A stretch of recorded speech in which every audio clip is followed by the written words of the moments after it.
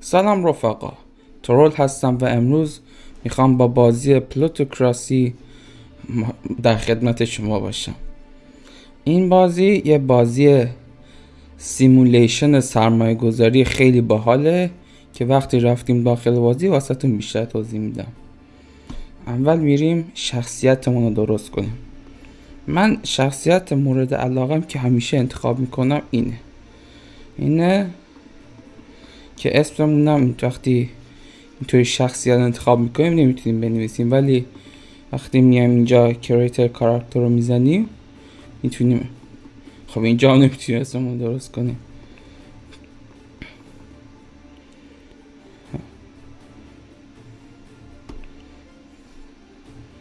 اینه. خب من همیشه این شخصیت رو واسه خودم انتخاب میکنم. اسممونم جولیان لژون هست.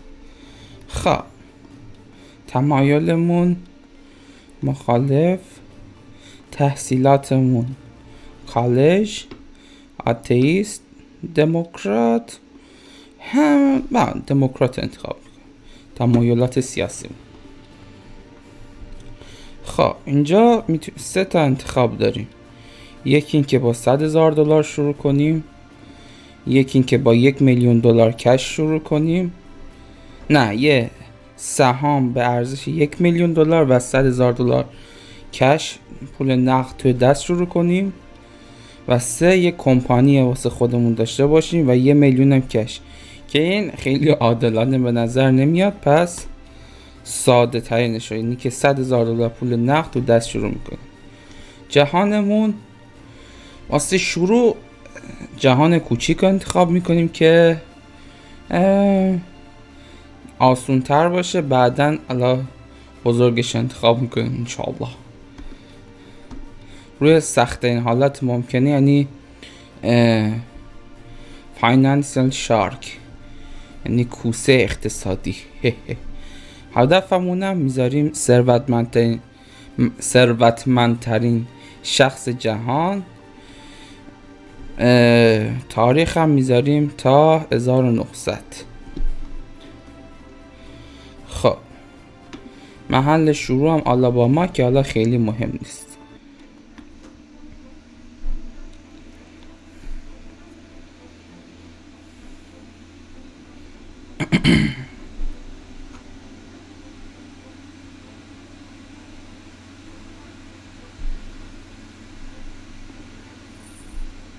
اینجا هم یه سری توضیحات داده که حالا من قبلا گذروندم واسه تون توضیح میدم. ما از اولش با $100,000 پول نقد شروع میکنیم و با 250 تا اعتبار. این اعتبارمونه، این شهرتمونه. اینم که بعدن وقتی که یه سری چیزا رو اچیو میکنیم اینجا بهمون اسکایل میده که اینجا تکنولوژی سرچ میکنیم. اینجا هم لاکچری هایی که بعدا میخریم تو مزایده ها و اینها فعلا خیلی مهم نیست. الان میریم سر خریدن سهام. اینم میذاریم روی این که وقتی دستمون رو میذاریم رو اسپیس زمان میگذره. حالا واسه که میخوایم یه سهام حقی رو پیدا کنیم، اول یک استانی یا ایالتی رو انتخاب میکنیم که کمترین مالیات رو بخواد بپردازه. اینکام تکس، یعنی پولی که ما از درآمدش به دست میاریم. میبینیم اینجا و اینجا ارزون کمترین سهام، کمترین مالیات ها رو میدن. اینجا به 7% و 7%، این که اینکام تکس، مالیات بر درآمد، و کارپوریشن تکس، مالیات شرکت. و این یکی از بهترین حالت هاست چون کمترین مالیات میده شرکت. یکی این خوب استان خوب بود، یکی میریم تو اینجا به اینم خیلی مالیات کم میده. خب میریم کنتاکی، دستمون رو اسپیس میذاریم تا بره. حالا اینو میذاریم رو تایپ تا شرکتاش مشخص بشه. اینجا پروفیتیبیلیتی یعنی که سودده بودن شرکت رو نشون میده. وقتی روی این بزنیم سودده ترین شرکت رو ما نشون میده، ولی ما نمیخوایم این کار بکنیم. ما میخوایم فعلا واسه اول بازی پول در بیاریم. حالا چیکار میکنیم؟ اول این شرکت هایی که تحت نظرمون رو یک کوچولو ازش میخریم. مثلا 3 تا سهام اینو میزنیم بدون چک و چونه، سهامو میخریم. بعد میریم اینجا میگیم که دیویدند سایز یعنی سود سهامو کامل بپردازه. حالا چرا؟ چون اینجا رزروش هرچی بره بالاتر تو آینده قیمتش میره بالاتر. مثلا ما نمیخوام خیلی قیمتش بره بالاتر، میخوام هرچی تونستیم این رزرو رو کمش کنیم که بعدا بتونیم بازخر کنیم و ارزون بخریم. اینم 2 بار میزنیم روش که 2 بار این چیز بیاد. به به قبول شد. یه بار دیگه هم میزنیم، اینم قبول شد.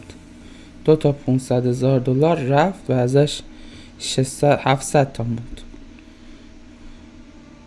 قیمت سهام اومد پایین ولی کن راحت تر تو آینده میتونیم بخریمش. یکی این شرکت بود، یکی یه شرکت نفتی دیگه. اینم میخریم بدون چک و چونه. بعدم بهتون نشون میدم چک و چونه چجوریه. چانه زنی.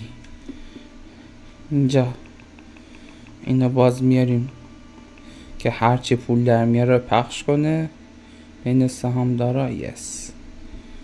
و باز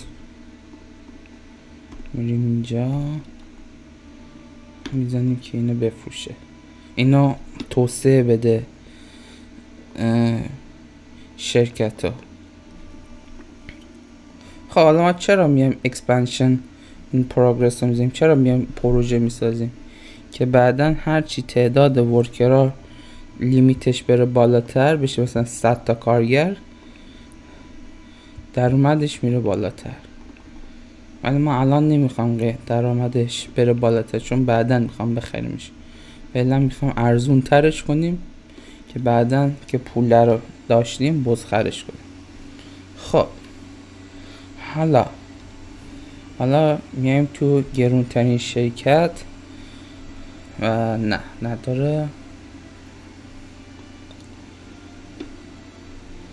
نه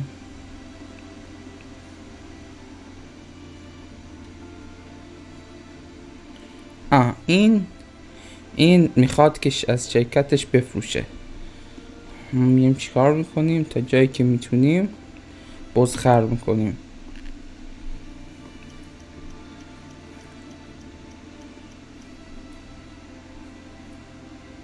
و البته خیلی هم این معامله به نفعمون نشد چون گرون تو پاچمون کرد. یه بار دیگه تلاش میکنیم.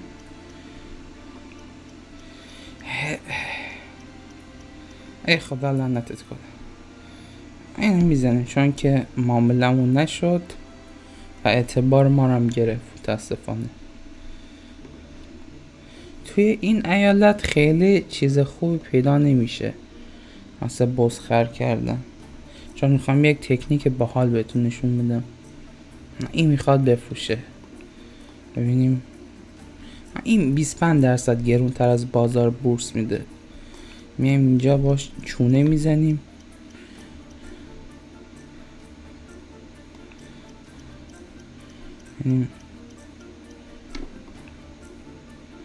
تونستیم 7% ارزون تر از بازار بورس بخریم، یعنی 7% سود کردیم.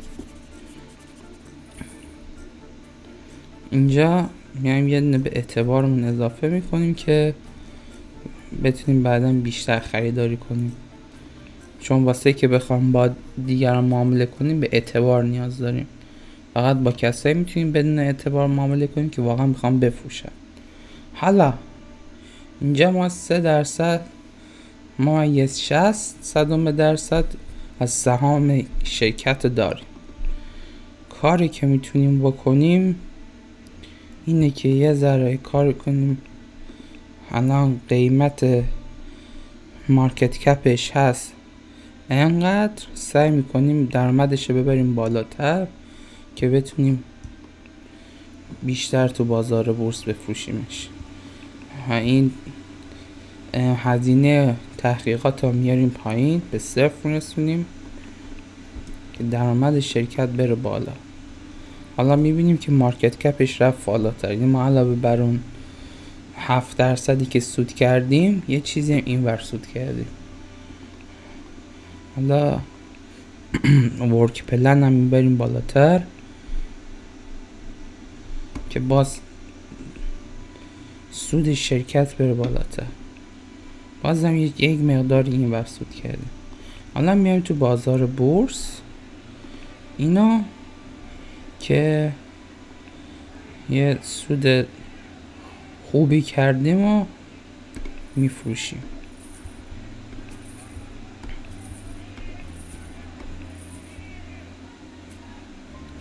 تقریبا میشه گفت 13,000 دلار سود کردیم تو یه معامله. حالا دوباره برمیگردیم ببینیم کجا میخوان که واقعا بفروشن. این که نمیفروشه، اینجا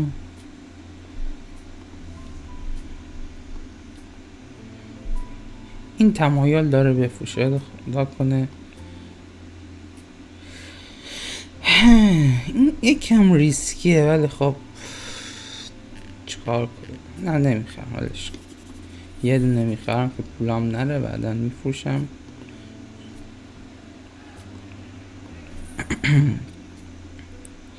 بریم. نه این خوب نبود.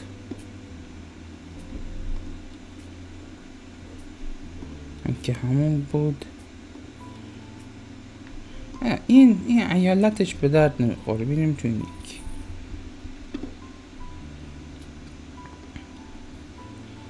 این میخواد بفروشه. خدا کنه خیلی حریص نباشه. اینم 50% بالای قیمت بازار میفروشه. ولی خب چک و چونه اونو میزنیم.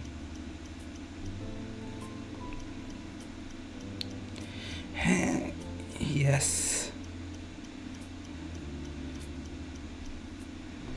خب خدا شکر الحمدلله 15% هم سود کردیم.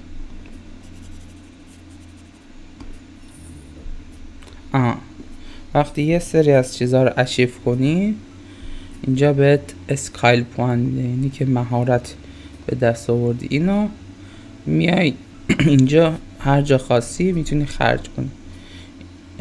اینی امتیاز میده که اعتبار کمتر، اینفلوئنس کمتر رو بخواد خرج کنی که بتونی معامله کنی. ولی فعلا نیاز نداریم. یا اینجا واسه تکس میدیم که الان خیلی سهامی هم نداریم، نیاز به تکس نداریم. نمیذاریم واسه منیجمنت که زمانی که صاحب یک کمپانی شدیم، یعنی 51% مال ما بود، 20% مدیر عاملش بیشتر تکنولوژی رو تحقیقات میکنه. حالا بعدا بهتون نشون میدم. خب میریم تو بازار بورس. اینه که بزخر کرده بودیم و میفروشیم. میگردیم میبینیم کسی دیگه هم مثل همون هست، بعد ساب میکنیم که این تایمش تموم شه، دوباره بریم سر وقتش بخریم. این دفعه 20% فقط گرون تر میده.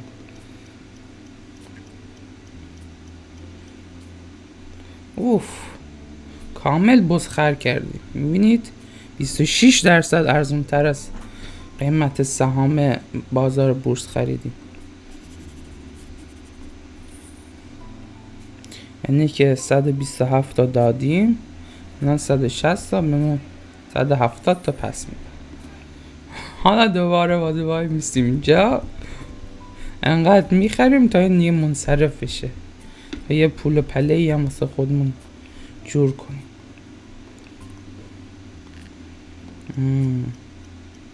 آخه اوشه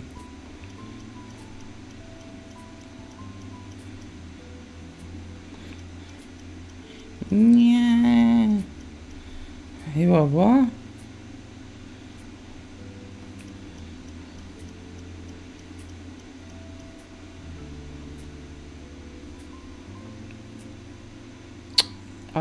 اینجا ضرر کردیم 3%. من خب اشکال نداره، یه کمی ضرر کرده.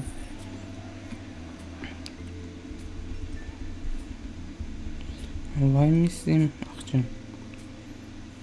امیدوارم این دفعه بتونیم یه سود خوبی ببریم. یس تا الانش خوب بوده الحمدلله.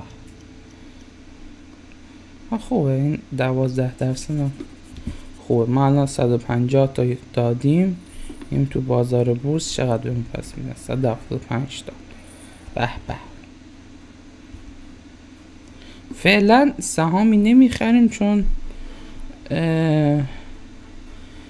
میخوام پولامونو نقد نگه داریم که هی بیام از این بخریم تا وقتی که بتونیم یه پول و پله خوبی داشته باشیم و بریم واسه سرمایه گذاری درست حسابی.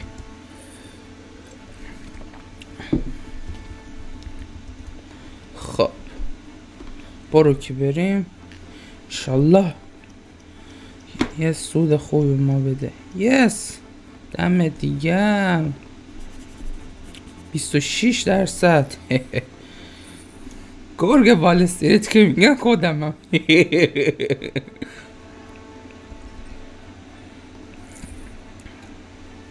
واو این اتفاقات بده اینجا. خیلی هم بد نیست. یا این مرده ناراحت میشه یا هیچ اتفاق نمیفته. خب الحمدلله اتفاق خاص نیفتاد. خیش ترسیدم.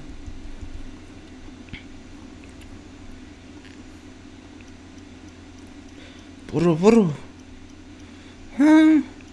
خوبه خدا رو شکر.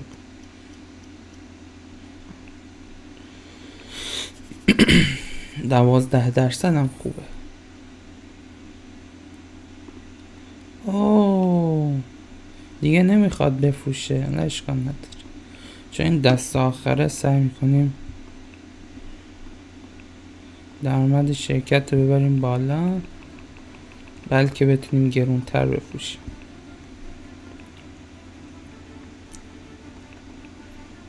خدا رو شکر.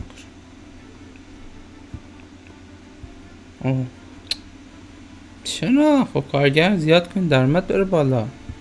چه کاری چقدر احمقم. اخک. خب در رفت بالاتر. ما خریدیم به 120 تا به 150 تا الان میفروشیمش به 170 تا.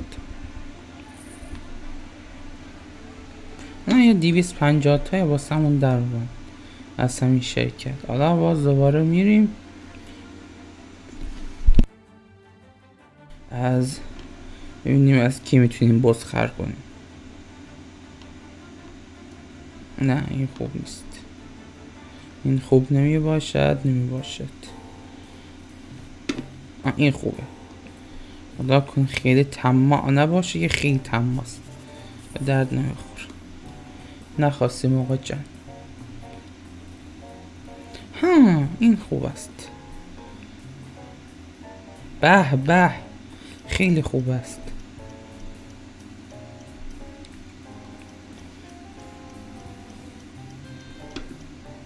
کامل پتانسیل اینو داشت که ازش بزخر کنه. خدا شکر.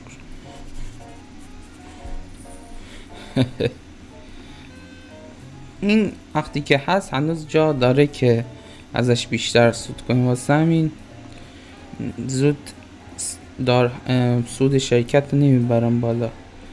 ما خریدیم ازش به 135 تا. نبخشید این شرکته. این خریدیم به 23 تا میفروشیم به 27 تا. خدا شکر راضی. بریم دوباره تلاش کنیم. خب بریم.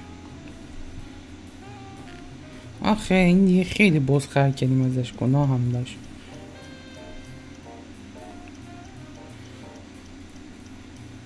یس 24% سود رو 300,000 دلار. به به. ولی متاسفانه نمیشه دیگه ازش بزخره کرد. پس چیکار میکنیم؟ درآمد شرکت رو میبریم. ای بابا تمکین نکردن از سهامدار شرکت. خدا شکر.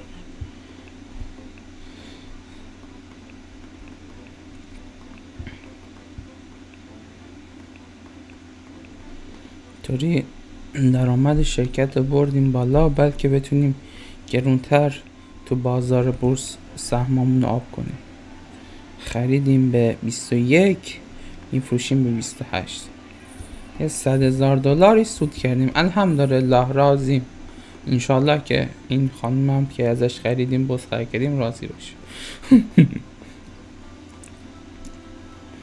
خب این کمپانی که دیگه نداره، اینو به از این ترتیب میذاریم گرون باشه، بتونیم خیلی سود کنیم. این آقاه این چقدر طماعه. چرا رای میکنیم دیگه؟ انشالله که ما رو به باد نده. یه هم دیدیم خیلی طماع بود که میگیم نه نمیخوام، بریم سراغ یکی دیگر که نیستش، بریم یک شرکت دیگه. اینجا نشون ده چند نفر میتونن با ما معامله کنن. این خیلی طماع نیست.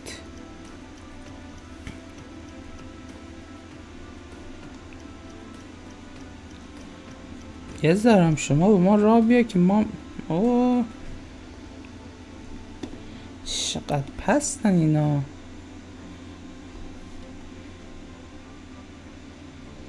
خب این بنده خدا مایه دارم هست، بریم نمیتونیم ازش تیغه بزنیم که خیلی طماعه و نمیزنیم. تم برو، تو هم دوست نداشتم. این دازه رابطه‌ش هم با ما خوبه، انشالله که خیلی خوبه. 25% گرونتر میده. برو اخ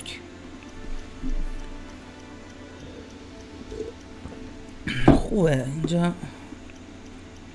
دفعه اول ریسک فری اگه بخوای چیز کنی، اونم ریسکش کمه. انشالله که به باد نریم. ولش کن که به 14% سود واسه 400,000 تا اکتفا میکنیم که فکر کنم تقریبا میشه حدود 50,000 دلار. 30,000 همینقدر چیزی نیست.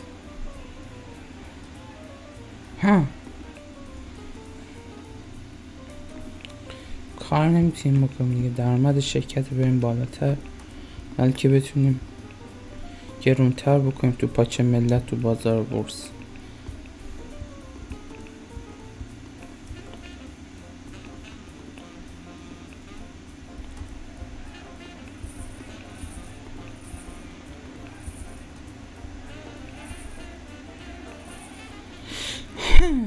خوبه الحمدلله. حالا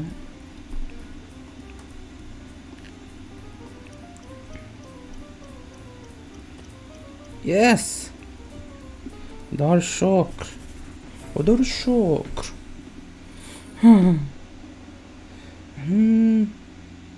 این خیلی خوبه. این بعدا میتونیم مالیات ندیم وقتی از این مهره استفاده کنیم، ولی فعلا اعتبار رپوتیشن، البته رپوتیشن میشه شهرت، نام نیک، این بیشتر نیازه.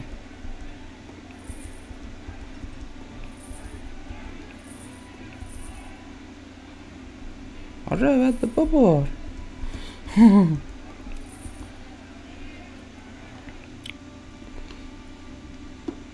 دیگه اینم تمایل به فروش داره و نمیدونم چرا نمیفروشه. چرا نمیفروشه دیگه؟ بریم دوباره سراغ یک شخص دیگر. این کی تمایل به فروش داره؟ این نمیفروشه که. اشکال نداره، فعلا میریم ایالت نیویورک چون شرکتی نداریم که توش بخواد مالیات بدیم، پس میریم، فرقی نداره کجا باشیم. اینجا فقط بزرگ بودن شرکت مهمه. این شرکت 300 میلیون مارکت کپش، 2% میشه 20 میلیون. نه زیاد میشه، نمیدونم.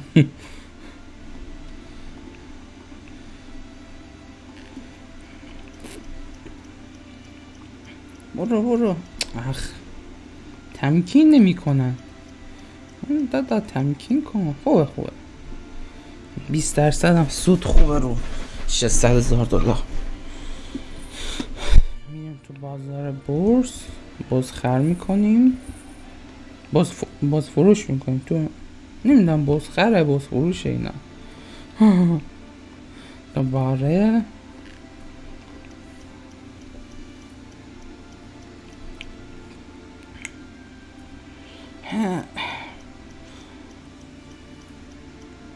این 10% خوبه 10% هم ما راضی،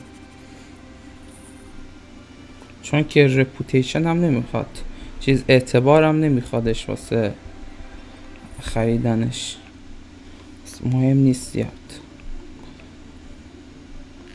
در حدی که سودده باشه خوب است. اوف این دیگه خیلی سودده بود، 30% روی 700,000 دلار.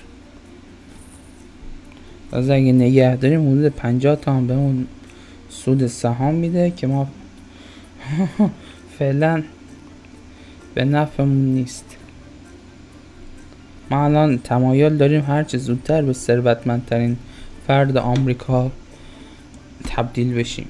فعلا باید یه ذره پولی در بیاریم بعد که بتونیم قشنگ یه شرکت خوبی بخریم. ما الان تازه رسیدیم به 1 میلیون دلار سرمایه، یعنی که توی 2 تا کوارتر، تو 6 ماه تونستیم 1,100,000 دلار رو به 1 میلیون تبدیل کنیم. حالا بریم دوباره ببینیم از کی میتونیم بازخر کنیم.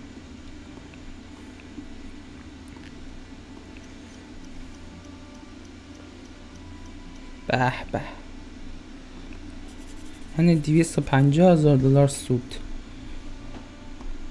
24% 1 میلیون که بیشتر هم تازه. به بیا خوام تو پاچتون بکنم. بچه ها ببخشید من یه ذره لهجه مشهدی دارم، چیکار کنم دیگه، دست خودم نیست. اصلا وقتی ذوق میکنم لهجه‌ام پررنگ تر میشه. خدا شکر.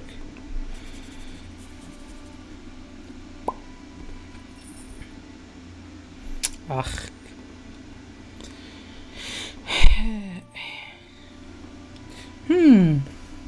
اینجا میشه یه موقع معامله کردن یه بار دیگه امتحان کنه، انگار محدود تعداد چک و چونه زدن. این یک بار دیگه هم بتون وقت میده چک و چونه بزنی، بهش میگن نگوسییشن فلان. ولی این 40% میکنه وقتی که CEO بشی، تکنولوژی که افزایش میدی هر کوارتر. فعلا پولا رو در بیاریم، بعدا یه شرکت حق میخریم. صبور باشید فرزندان.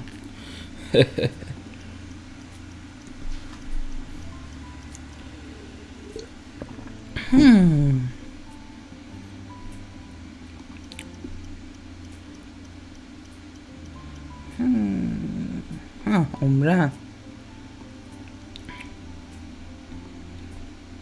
دونکه خوب حداقل خیلی ناراحت نشد، خدا شکر.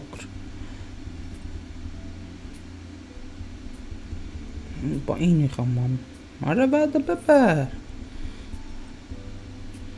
فعلا به سهامم که دارم نیازی ندارم چون سرمایه گذاری میجور نیست. به دمت گرم، حسیت نکن ما رو، زود بگو بیا بعد ببر. اوف، پولام شد 2 میلیون تقریبا. من زمانی تصمیم دارم برم سرمایه گذاری رو شروع کنم که دیگه با پولام نتونم این کارا رو بکنم. پولام خیلی گنده بشه که نشه دیگه باش این خورده کاریا رو انجام داد. وادا دیگه کی تمام میشی؟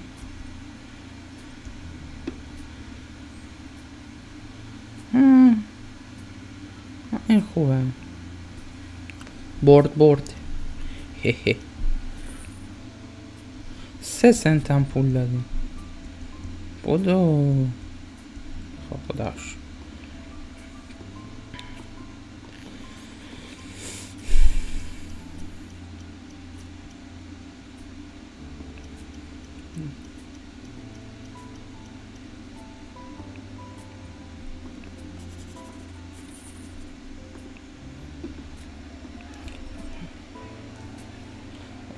مالیات بدیم انشالله که فقط به مالیات راضی بشه یارو. یس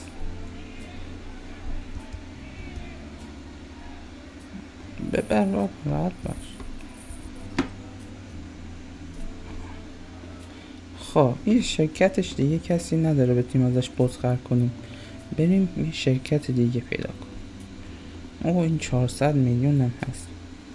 459. اوه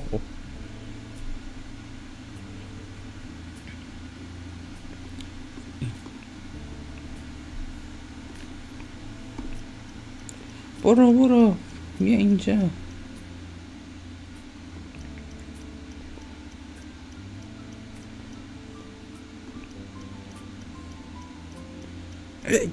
ای نامرد، رپوتیشن هم کم شد. آقا اذیت نکنین دیگه، زود وا بدین. همینجا وا بدین من راضی.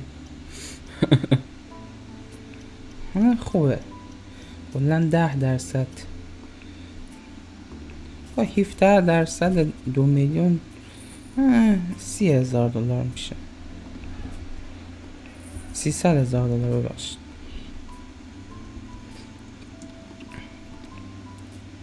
یس این تمام نیست، خدا خیرت بده. پررنگم هست بنده خدا. I insist. خیلی اصرار میکنم رو بگیم الا برشت تمام لعنتی. خب کسی نبود.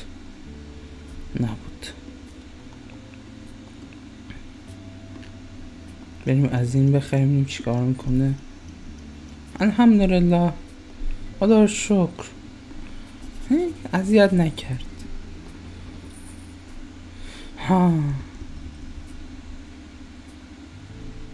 بریم تو بازار بورس.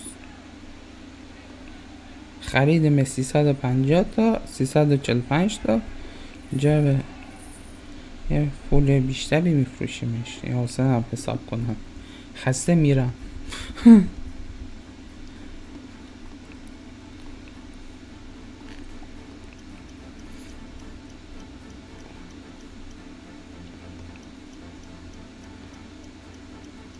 یس دمت گرم.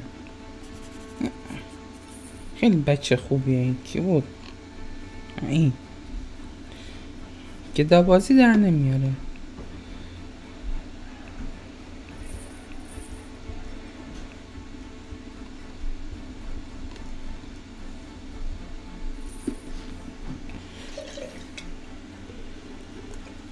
تو یه سالم کوارتر 4 من یه سال نشده ما پولمونو تقریبا 400 برابر کردیم. ما 300 خورده پر 400 دیگه کم دیگه حساب کنید. به واسطه بزخر کردن از ایشون که داراییش هم هست 38 میلیون دلار.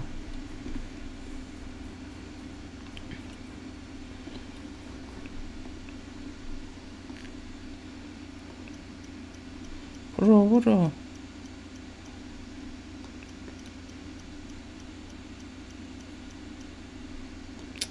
ای بابا،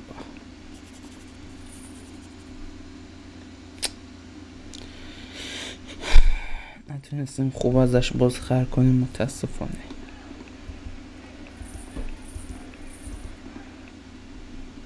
خب کسی دیگه نبود. همشون ازم شاکیه. وسط معامله گفتم نه نمیخوام.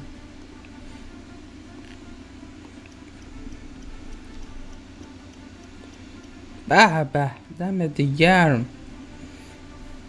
30% تقریبا سود رو 4 میلیون دلار. قطعا رپوتیشن. به به 4 میلیون دادیم، 3 میلیون خورده ای دادیم، 5,300 گرفتیم. این یه خوب نیست چیه؟ اوه کارگرها اعتصاب کردن. خدا شکر که ما خیلی ضرر نکردیم. بریم یه شرکت دیگه پیدا کنیم. اینجا 2 نفر تمایل دارن که با ما معامله کنن.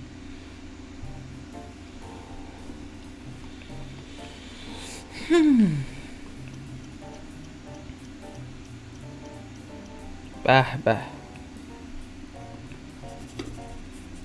دمت گرم که کارت درسته. این چون دیگه کسی دیگه نبود، ما بعدا هم احتمالا بخریمش. کار میکنم که قیمتش فعلا بره بالا، خیلی هم نره بالا، چون دیگه هرچی پول در میاره نمیره تو کش رزرو، پخش میشه بین سهامدارا. میایم اینجا. 22% رفت بالا از قیمت سهامش.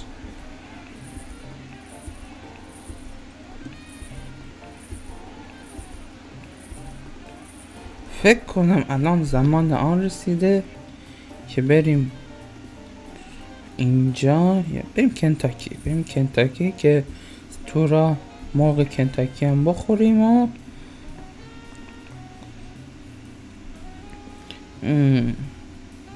ما الان 6 میلیون دلار پول داریم، احتمالا بتونیم نصفش رو بخریم یا هنوز یکم دیگه پول داریم. 10 میلیون داریم. بعد بریم فیلادلفیا. به به اینجا 7 نفر تمایل دارن با ما معامله بکنن.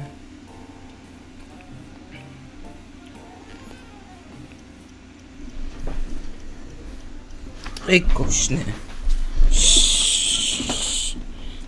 هیچی تخفیف نداد.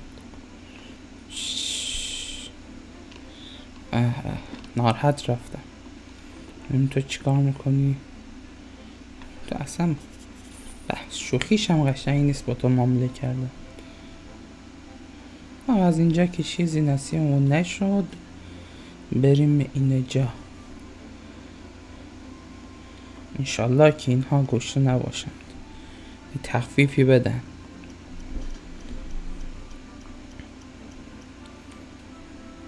I insist. خیلی اصرار.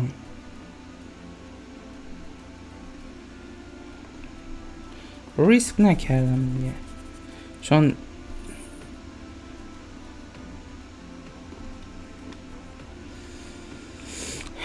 احتمالش زیاد بود که بزنه زیر معامله. نه نمیخوام.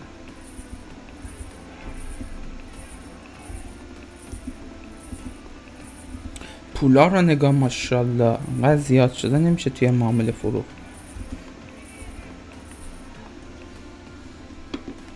پیل ها رو نگاه.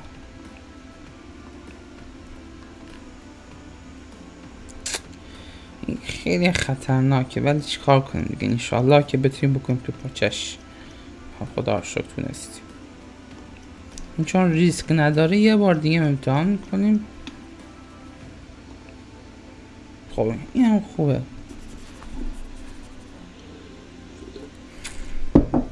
12% رو 6 میلیون سود کردیم.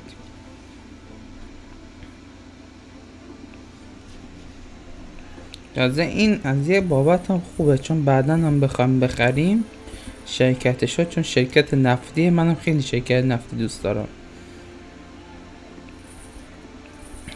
آخ نشد بفروشیم، تا کنم قیمتش نیاد پایین تر.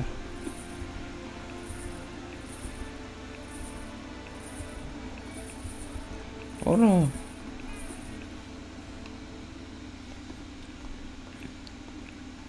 نه نکن، از نه نباشه، خیلی طول میکشه. یه اسلحه هم بخیر، کاتانا. با خداش کجا بودیم؟ اینجا بودیم. کجا بودیم ما؟ شرکت نفتی خوبی بود.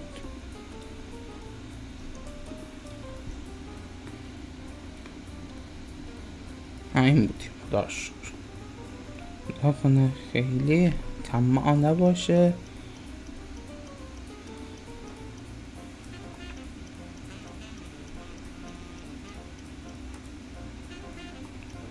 I insist. مردی که گشنه کثافت.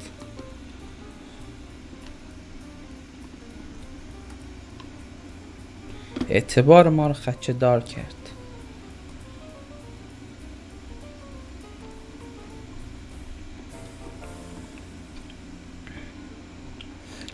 خیلی ممنون.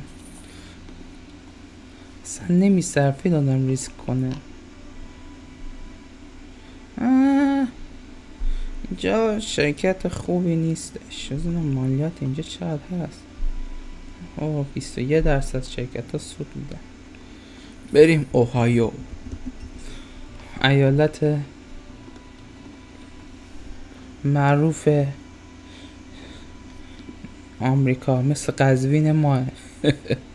مارکت کپ کجا خیلی مارکت کپ کلوف داره، بزرگ داره. بریم مونتانا، میزوری ببخشید.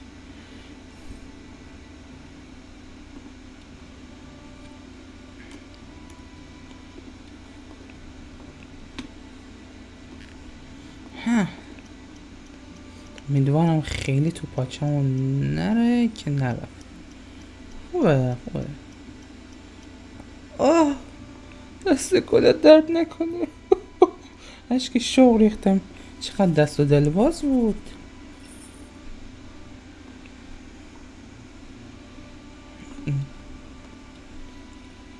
بوم، اسکایلمون کامل شد.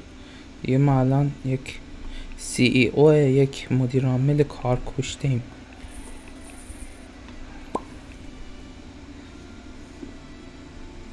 کسی دیگه نبود بخواد بفروشه.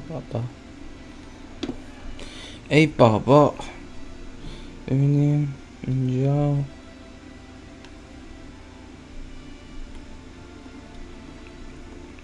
اینو ببینیم. این خوبه، این پتانسیل بزخر کردن داره. حالا اگه تمکین نخواستیم آقا. چه خسیس شدن مردم. برو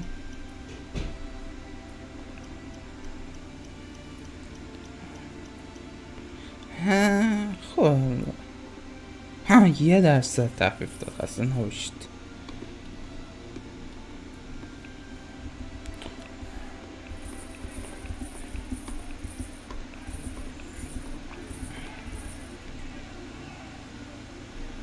$300 توش ضرر کردم به خاطر فاصله بین خرید و فروش.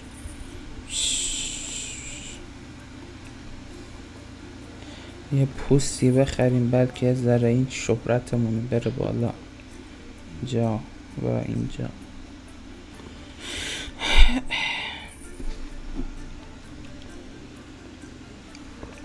واقعا خیلی گشتم، توی یوتیوب نبودش این بازی کسی بخواد به فارسی انجام بده. من خیلی هم دوستش داشتم این بازی رو از وقتی هم که اومد بیرون. حالا خب نبودن کسانی که بخواین این بازی رو انجام بدم. نمیدونم چرا. یه گفتم کار خودمه، کمر همت بستم، بسم الله گفتم، کار رو آغاز کردم. دیگه اومدم این بازی خوبه. یه تصمیم گرفتم سرمایه گذاری رو شروع کنم. اوه چقدر بهم جایزه داد. یعنی تو همه رو تو تکس میذاری، چون این میذاره که تکس کمتر بدیم. این ایجنایی که مامورایی که میتونیم اجیر کنیم و ارزون تر میکنه.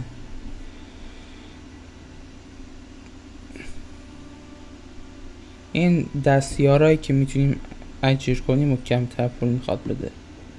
این هم مثلا بعضی چیزایی که میخریم یه سری هزینه ها داره، اونو کمتر میکنه، لاکچری و اینها. این هم مثلا وقتی میگیم نه نمیخوام معامله رو فسخ میکنی، 70% احتمال هست هیچ تبعاتی نداشته باشه. این هم که مال نفوذ اعتباره که وقتی میخوای چیز کنی معامله کنی نفوذ کمتر بخواد. این هم واسه فاصله بین چکا چونه زدن واسه خریده 9 روز کمتر میکنه در سر. نه فعل مالی نیستش، مخصوصا توی این بهت اجازه میده که 1.6 تخفیف بگیری موقع چانه زنی. اینا هم که مال امور سیاسیشه. این گرنت وقتی استفاده میکنی با دولت انگار یه قراردادی میبندی تا 30% مکسیموم میتونی قیمت فروش وسایلت بالا ببری که بیشتر سود کنی. نه مال قانونه که من نمیدونم چیه، اگه میخواین نگهش داریم بخونین بلکه انشالله متوجه بشید، مثل من نباشید. این هم مال وقتی که میخوام جرمی درست کنیم واسه یکی که میخوام بعدن پاپتش کنیم. الان نمیدونم پاپت به فارسی چی میشه، ولی میشه انگار تبدیلش کنیم به خیمه، به عروسک خیمه شب بازی یا همچین چیزی میشه. حالا بعدا بهتون نشون میدم. این هم واسه مالیات چیز، واسه وام گرفتنه که به کار ما نمیاد، چون ما ماشاءالله زرنگیم، میتونیم یه کار کنیم پول زیاد در بیاریم، نیاز به وام نداریم واسه توسعه کسب و کار. این لابی هم واسه بعدن بخوایم توی دولت قوانین خاصی تعیین کنیم، این به کارمون میاد. اتفاقا بعد از اینکه اینا کامل شد میام سراغ این و میایم از اینا میخریم original copy of the constitution، اعلامیه استقلال آمریکا، یا اصلا فکر کنم همون باشه انشالله که همون. چقدر پول میخواه؟ خوبه.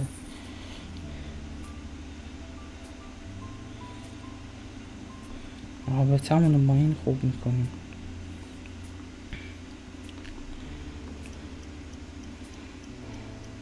$200 هم گرونتر به ما حساب کرد نامه. چه خبره؟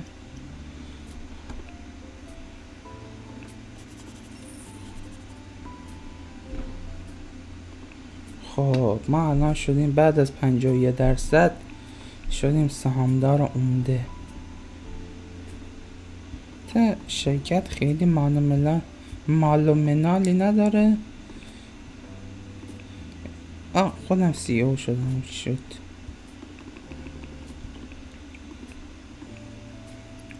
چویز یه CEO حقی پیدا کنیم. خود همون کسی که داشتیم بهترینش بود. این گودویل میشه قیمت اجناس رو با واسطه تبلیغات اینا بالا میبره. سلینگ پرایس، قیمت فروش. این کوالیتیه، یعنی کیفیت محصول رو بالا میبریم. اینا این دوتا رو که تکنولوژیش خیلی مهمه. این ماسه استراکه، یعنی که اگه شرایط کاری کارگرها خوب نباشه نه اعتصاب میکنن، ما دیگه پول در نمیاریم، به باد میریم. این هم ورکینگ پلن، یعنی ساعت کاریشونه. فعلا کار نداریم.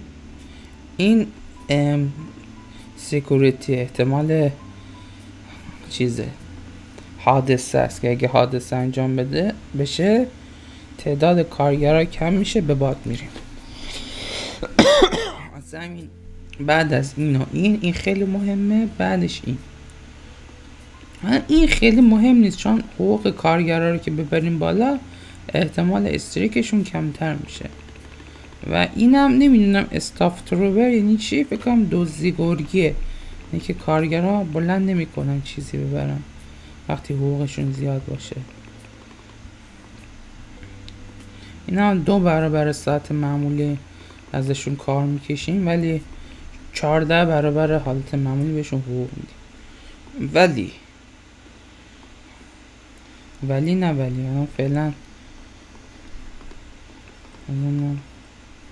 اعتبارم میکشه عزیزان، بقیه سهامم بخرم من نمیکشه متاسفانه. سامی فعلا پولی جمع میکنیم که بتونیم توسعه بدیم کارو. اینم میاریم رو این فعلا. خب در این حین ما بین میریم یه شرکت دومی که مثل همین هم هست و میخریم که با هم ادغامش کنیم. چه گرون میدی حاجی، نمیصرفت دادا. از بریم از قیمت پیشنهادی، کمترین قیمت پیشنهادی اینه که 1% اصلا نمیصرفت.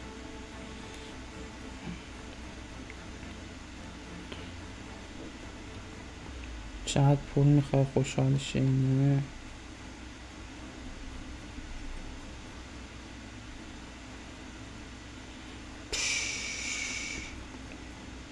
قد گرون میگن. روز یکم رابطه منو با این خوب کنیم، بلکه ارزون تر گفت. بهش وام دادیم، بعدا به اون برمیگردیم انشالله.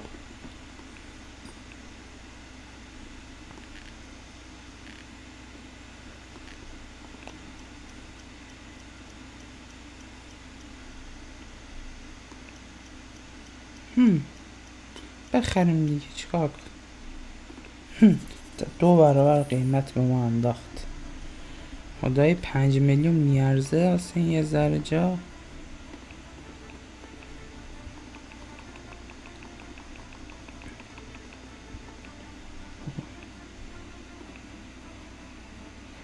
یس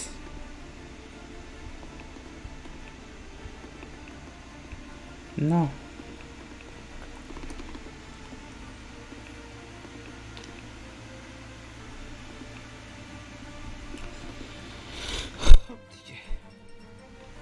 فکر کنم اشتباه خبط کردم، نباید بدو میامدم میخریدم.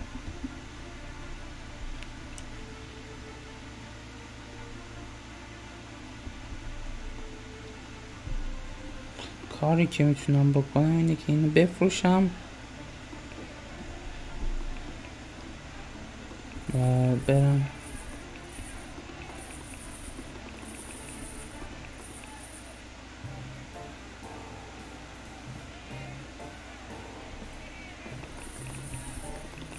اوه شت، اوه سهام خوبم فروختم.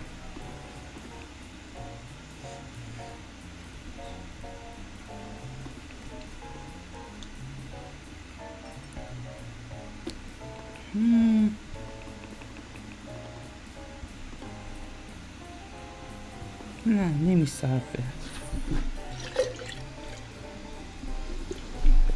یه مشکلی که این بازی داره اینه که تحقیقاتش اینطور نیستش که تصاعدی باشه، یعنی هرچی پول بیشتری مثلا مساوی نیست. مثلا یه شرکتی که درآمدش 10 میلیون دلاره مثلا باید 10%، این چند درصدشو میده؟ بگم 90% داراییشو باید بده که بهش 5 تا امتیاز، 5 تا پوان تکنولوژی بیشتر بود. ولی یک شرکت کوچیکه مثل ما مثلا همون قد 90%شو میده، ولی خب اونم 5 تا میگیره. ولی این تو واقعیت اینطور نیست. تو واقعیت یه کسی که 10 میلیون دلار میده هزار تا پوان تکنولوژی میگیره و این کسی که چیز میده یه ذره میگیره، کم پول میده و این از نظر من لوژیک نیست، منطقی نیست تو بازی ها. حالا این پولی که به دست آمده رو 2 تا از اینا میزنیم که تون پیشرفت کنه و با این پول 2 میلیون 5 میلیون دادم، 2 میلیون دست ما رو گرفت. از ما دزدتر هم هست متاسفانه. از من البته، شما که گلین.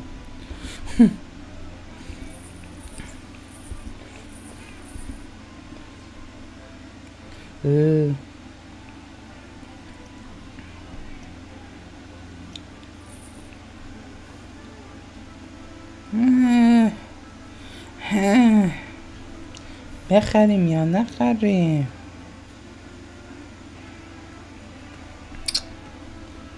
بخریم. نه نخریم، ولش کن، مهم نیست. رپوتیشن الان بیایم از این زنه بزخر کنیم خیلی بهتره. ساعت کاری رو کم میکنیم که درآمد کم بشه، اینا بتونیم بزخر کنیم.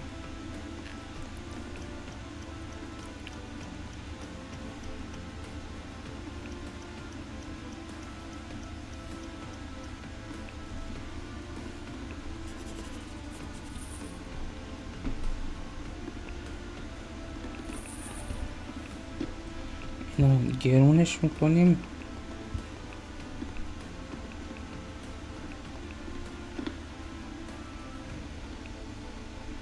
تو بازار بورس به قیمت هر سهم 4-5 دلار میفروشیم که یه مانیملالی دست بیاریم.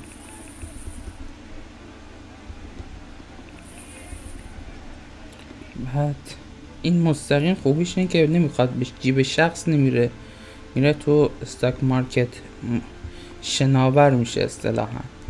بعد که باز درآمد شرکت میاد پایین، ارزون میشه، میریم اینجا 5 دلار فروختیم 2 دلار میخریم.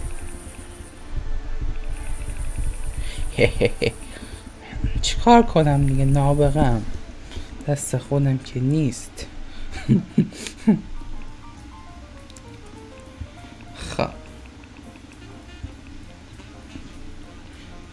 این که گفتم بعضی چیزا خرج داره نگهدارش همینه.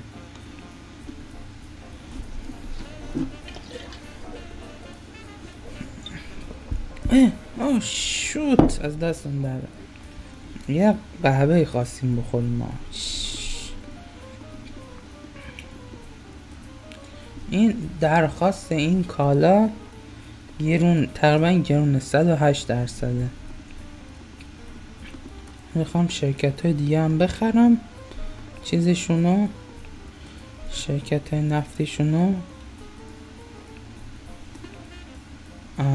چیز ندارم اعتبار فعلا. میایم اینجا، بعدا این ایجنت ها رو تو قسمت دوم واسه تون توضیح میدم که هر کدوم چی کار میکنه. ولی فعلا میخوام رپوتیشن همو به دست بیارم. لون تو استیت هایی که میتونم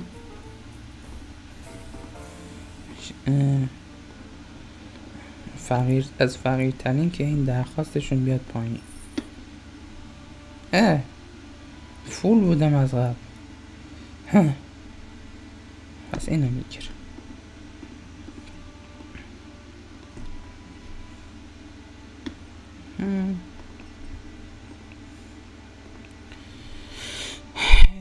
چیکار کنیم دیگه؟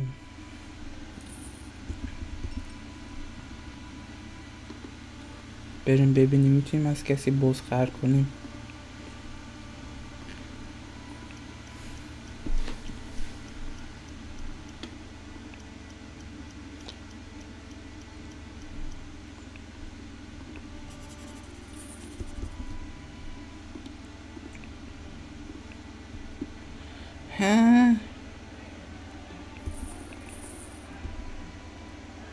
اینطوری حال نمیده. بذار برم همون شرکت خودمو چیز کنم، قیمت چه ببرم بالا،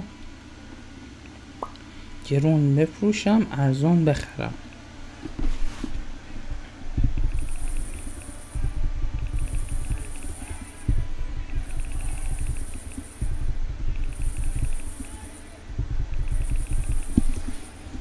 الان حدودا یه 5 میلیون.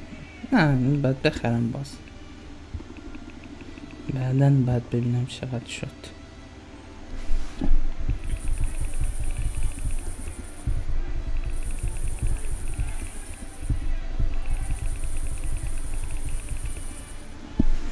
الان تقریبا یه 2 میلیون دلار به دست آوردم.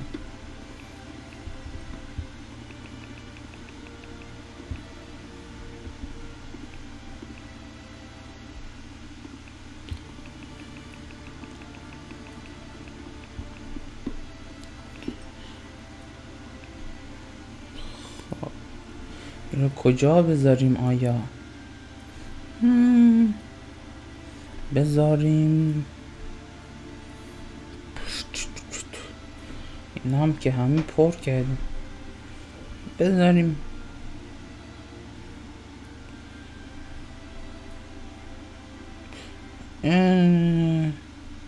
اینو.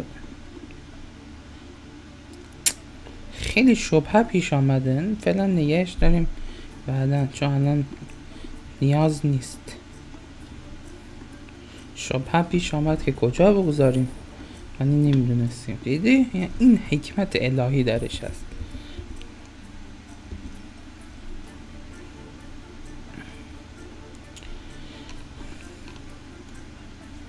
آه. 52 تا کارگر داره. به به.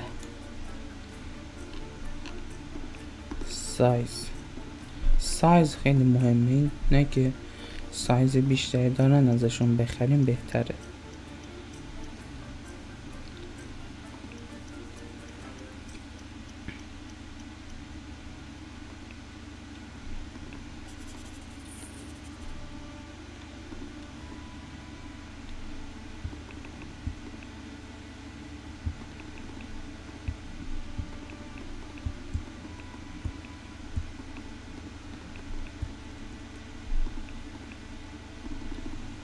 این کار رو نگاه نکنید من پخم بازی در آوردم. اول باید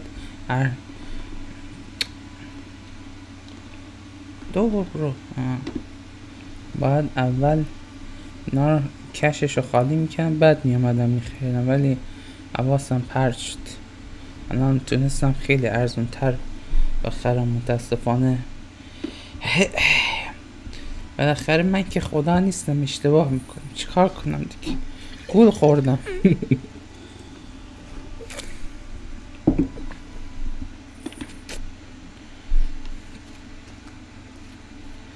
خب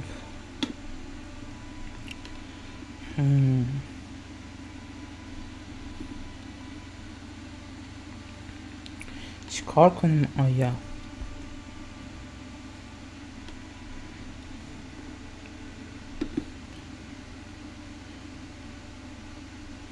این با چندر از پاپت ما میشه؟ کدومی؟ پاپت ما شد. این جکسون نمیدونم چی جک شرکت ها رو باسه شون اکسیدان درست میکنه، همین که باعث میشد تعداد کارگراش بیاد پایین. این کارو میکنه. این بانکیر باعث میشه که قیمت سهامتون موقتا بره بالاتر یا بیاد پایین. خیلی کارآمد نیست، ولی این میکا پتروویچ بکنم این بهش میگن کالکتور، ولی تو زبان شیرین پارسی بهش میگیم شرخر. ایشون وظیفه خطیر شرخری رو به عهده داره. ما اینو میگیم وقتی که وام میدیم بهمون پس نمیدن، اینو میفرستیم سراغش که اون شخص ذکور رو پول کنه.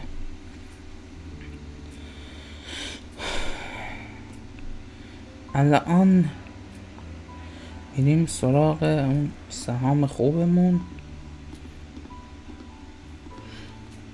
شرکت خوبمون و ازش پول استخراج میکنیم. اینم میخریم، بهش میگن آفیس، که بعدا تو هر جا بریم میتونیم تو بورسش خرید و فروش کنیم. میبینیم که بیشتر تولید ناخالص این استان کنتاکی از شرکت نفتیه، یه مقداریش از شرکت بنزین پتروشیمیه، صنایع پتروشیمیه. اینم راه و ترابری و زغال سنگ، معدن زغال سنگ.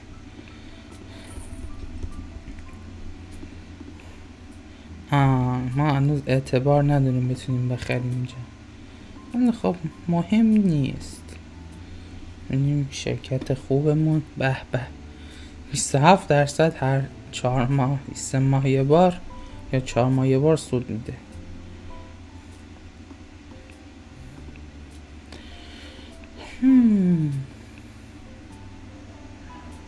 این هم میزنیم که فقط شرکت هایی که داریم اونجا باشه که شلوغ نشه لیست.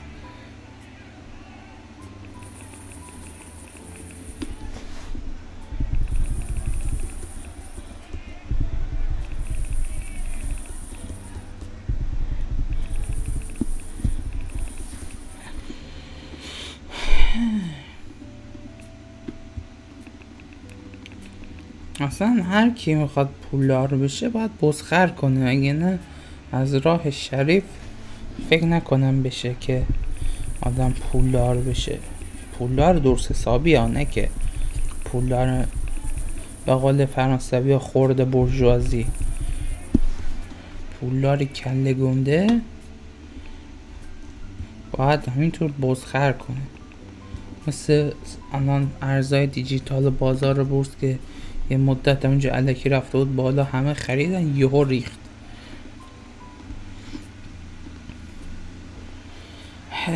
یه عده پولدار شدن، یه عده مثل من بدبخت پولاشون رفت به بات. کجا بودیم؟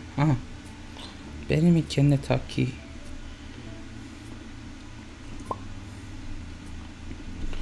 بیام از این بخریم. اینم نسبتا گرون میده نامرد. خب تمکین کرد، خیلی اذیت نکرد، هم کاری کرد.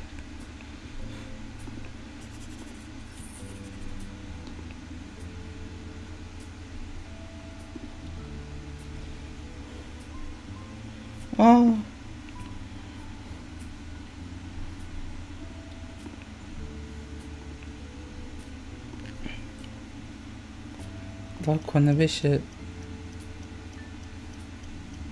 نه نمیشه، خواستم بشه 51% که بتونیم کنترل کامل داشته باشیم رو شرکت، ولی خب متاسفانه نشد که بشه. ولی خب این پاپت ما شد، بعدا میتونیم ازش بزخر کنیم. خب خدا رو شکر.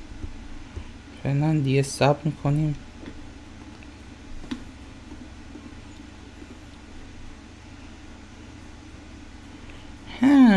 یک کارم میشه کرد که من بشم CEO. فقط اگه تمکین کن.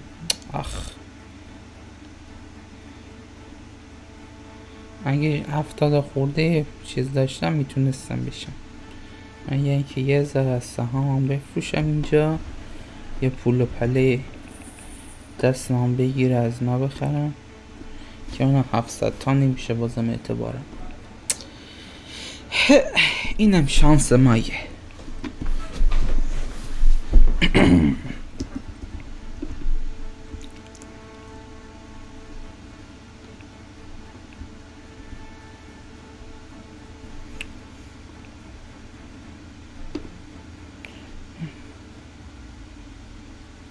باز دوباره واسه تکس یا از همون 78,000 دلار میگیرن یا 100. خدا شکر از ما انقدر گرفتن، ولی ما مشکل مالی نداریم چون اصلا مالی نداریم. ولی اینجا که مال داریم تو بازی درآمدم به 3 میلیونه. داراییم اینجا 14 میلیون دلار پول ناقابل دارم تو بازی. تو واقعیت هیچی ندارم. اینم از نزولایی که دادمه. یه نفرم پولمو خورده، میتونم پتروویچو بفرستم که پولش کنه اینو، ولی خب بنده خدا گدایه نداره، اشکال نداره.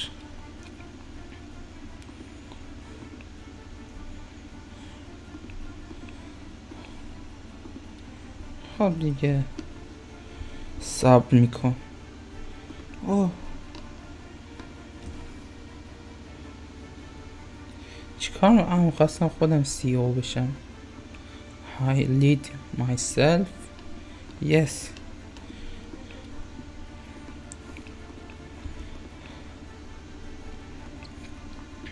خودم CEO شدم، خدا شکر.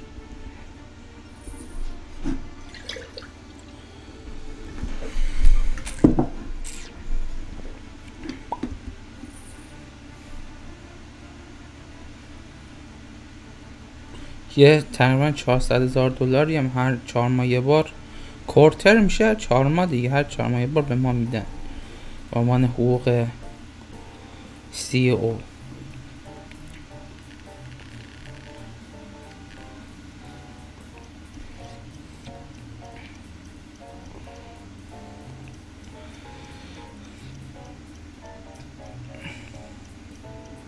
تا زمانی که تو این ور نیومده خطری نداره واسم، ولی اگه تو اینجا بیفته مثلا قرمز باشه که دیگه کامل اوکی. یس 53% الان من میتونم مدیریت کنم.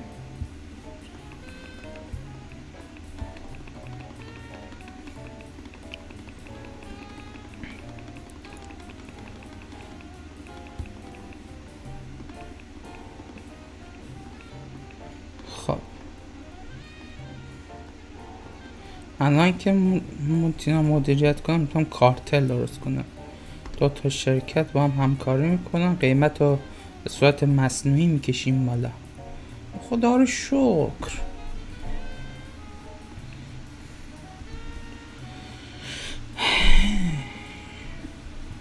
شیطونه میگه یک کاری بکنیم پول در بیاریم اینجا. شیطان رجیم چیکار کنیم؟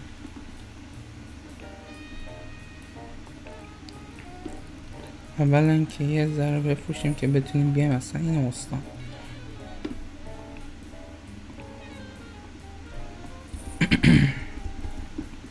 با خدا رو شکر آمدیم.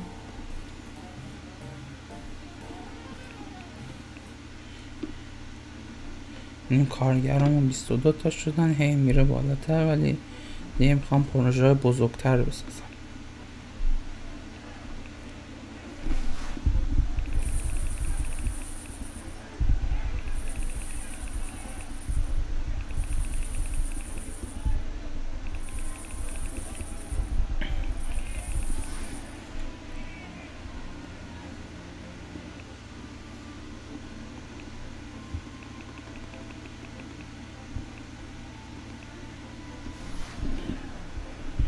بعد نباشه من اینطور دارم بازخر میکنم.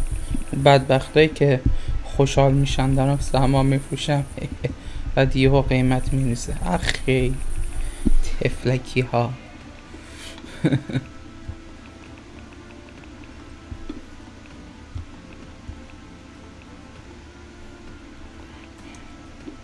کنم یه بار دیگه این کار بکنم.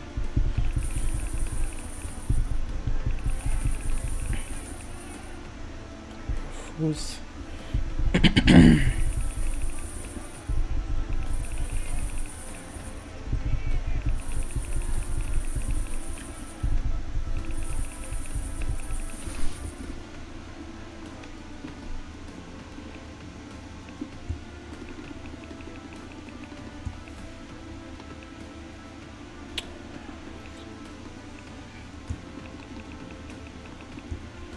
ساعت کاری کارگرا رو بردن رو صفر که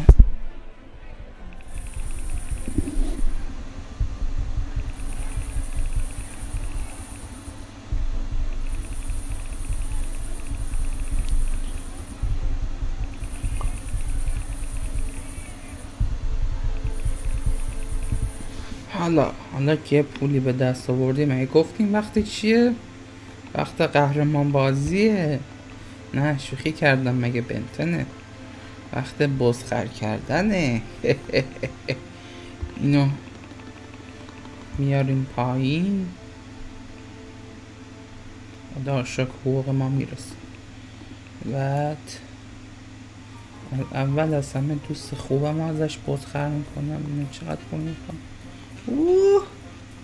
3 میلیون پول میخواد. چه خبرتونه؟ 3 میلیون.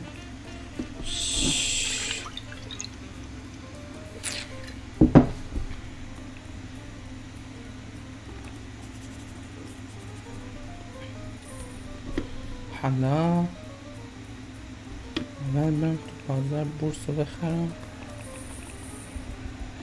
حالا که تو بازار بورس نیست، اینجا هست کله گنده ترین. آخی دست درد نکنه. 16% شرکت رو فروخت به 600,000 تا. آخی طفل معصوم.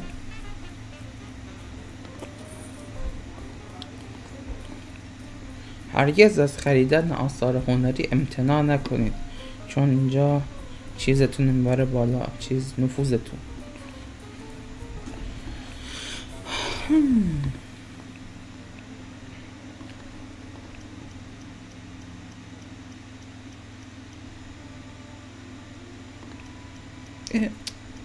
چه اشتباهی کردم؟ بیا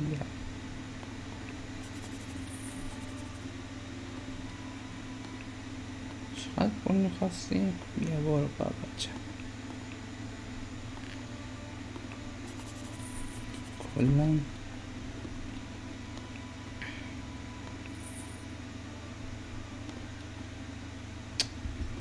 حتی با خوب کردن رابطه هم نتونستم ازش بخرم.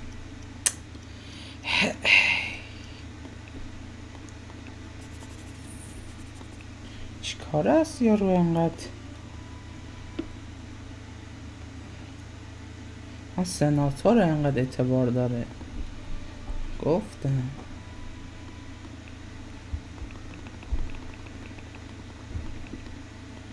حالا ما کورتری 8 میلیون دلار پول در میارم. حالا در حالیه که رقیب خوبم آخه کل ثروتش کلا 500 میلیون. آخه کوکولو. یکم دیگه کم کم یک کوارتر دیگه بازی کنیم دیگه واسه قسمت اول بسه. بعد بریم واسه قسمت دوم و اینها، ببینیم که انشاءالله تعالی میشیم پولدارترین آدم آمریکا. سعی کنیم این شرکت هم بخریم و یس. هاها خدا رو شکر.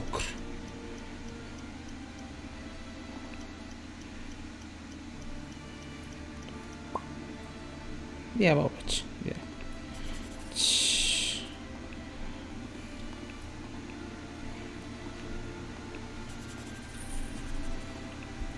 آخ دیدی چی شد؟ یادم رفت این قیمت رو بیارم پایین بعد از یارو بخرم. آخ آخ آخ آخ آخ. لئوناردو فلان، لئوناردو سویور آف د ورلد. فکر کنم اثر لئوناردو ناجی جهانه. سویور عجب. حالا که دومین شرکتمون هم خریدیم، وقت این است که سومی رو هم بخریم. میریم سراغ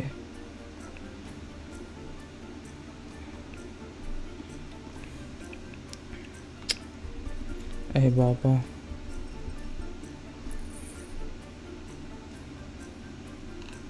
چی شد؟ چرا؟ جل الخالق.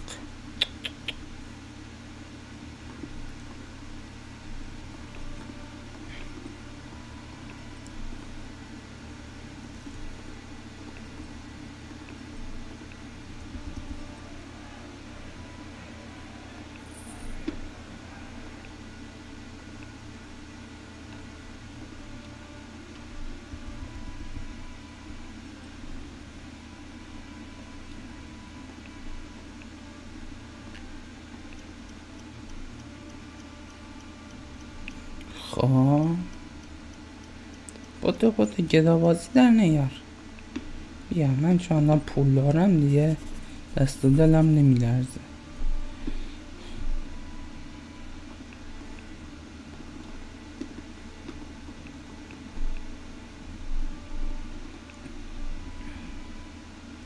اوه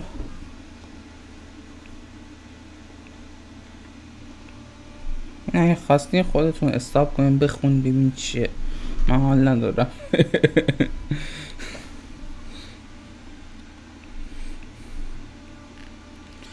هم بخریم و یس چیزی نیست دیگه. الحمدلله این اگه بخریم که انشاءالله تعالی به حق 5 تن آل ابا میخریم دیگه تموم. خدا رو شکر. این از اینا اینجا نشون میده.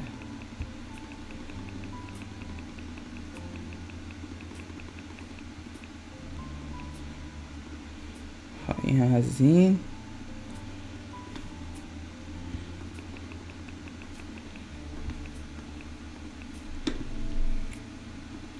اوه رقیب خوبم که اینجاست. ماشاءالله گرگ شده واسه خودش.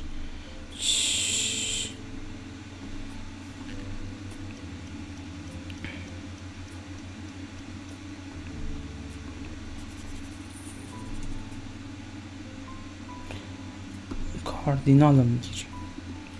خب دیگه فعلا ما پول و پله ای نداریم. اینا یه دونه دیگه اینم یک کله گوزنی بخریم. نه گوزن موس چیه؟ اینم نگه داریم. او استریک کردم. نه نمیدیم. پول چیه؟ نه حقوقشون 20% چیه؟ 20 برابر جای دیگه بیشتره. بازم پول میخوام. چه خبره؟ کدوم هست اینه؟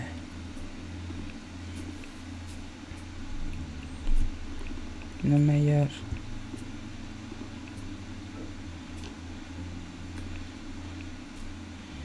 اینو بذار اینو ببندم که این 1 میلیون چیز سیو بشه تو این کوارتر. هم یه خونه بخریم. منم گرون ترینش خریدم. چیکار کنیم دیگه؟ دارندگیه. این هم میزنیم که این کوارتر هم سیو بشه و واسه امروز تموم کنیم. خب دوستان خیلی ممنون که نگاه کردین. امیدوارم لذت برده باشین. انشالله تعالی هرچه زودتر با اپیزود دوم خدمت میرسیم. بیشتر توضیح میدیم در مورد این کاراکترهایی که هست اینجا و کارکردشون. اینها توضیح میدیم. شرخه رو اینها و یه بازی میکنیم بلکه مولتی میلیاردر آمریکایی بشیم دیگه. خب خوشحال شدم. لایک و سابسکرایب فراموش نشه. فعلا خدا حافظ.